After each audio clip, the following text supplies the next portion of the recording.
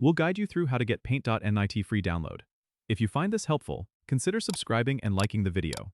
First, go to your web browser and navigate to the official Paint.net website by typing getpaint.net in the address bar and hitting enter. Once you're on the home page, you'll see a big blue button that says Download. Click this button, and you'll be redirected to another page that lists the latest version of Paint.net. Scroll down until you see the option that says Free Download Now under the .pdn LLC section. This is the free version, so make sure not to click on the Windows Store or any other links that might require payment. After clicking Free Download Now, you'll be taken to a secondary page where the download will start automatically. If it doesn't, look for a link that says Click here to manually start it. Once the download is complete, open the downloaded file to start the installation process. You'll likely be prompted by a user account control warning asking if you want to allow this app to make changes to your device. Click Yes to proceed.